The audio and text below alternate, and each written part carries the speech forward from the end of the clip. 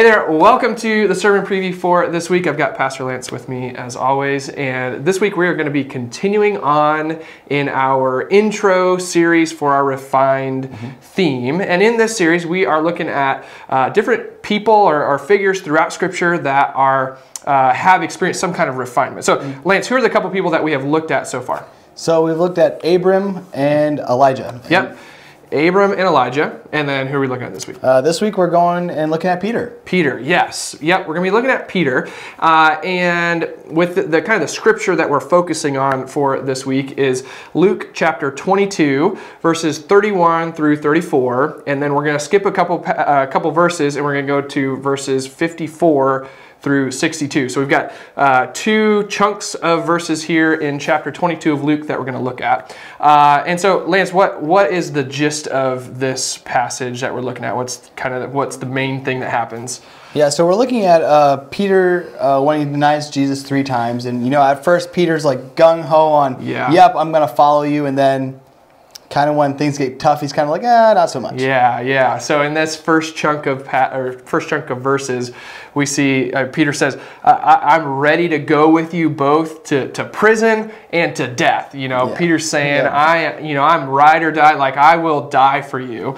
Of course, later in our passage, we see that doesn't happen. No. You know, and Jesus predicts this. You know, 3 times, Peter ends up denying that he is associated with Jesus in any form or matter. And so what we see in this is that this event in Peter's life ends up being a refining moment, okay? But it's a refining moment through failure. Yeah. Okay. So, and in the sermon, we'll look at some other passages, maybe of that happened later in Peter's life, where we kind of see the outcome of some of that refinement. But we see that he is refined through failure. Now, Lance, when is a time in life or a situation in life, maybe, or example of when somebody might be refined or made better through failure?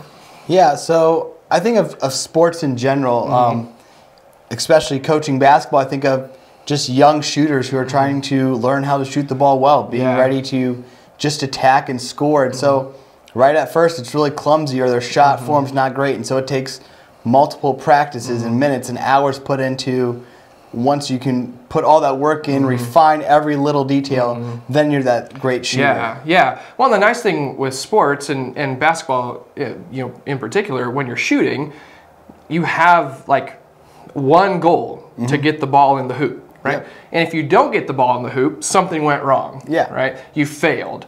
And so you can take that failure of, I didn't jump high enough, I didn't use, you know, the right form, my stance was off, right? All these different things, you can adjust those, refine those, and be a better shooter the next shot, or, you know, 10 years down the road as you continue to refine those things. So, yeah, I think that's a really great example of taking failure, looking at what is the way that I failed, and how can God use that to refine me, or to make me a better follower of Jesus from that. So as you're looking at these couple passages, that's kind of the idea that I want you to reflect on is, what is an area of failure in your life that God has used to refine you, or used to change you, or used to grow you in your walk with Him?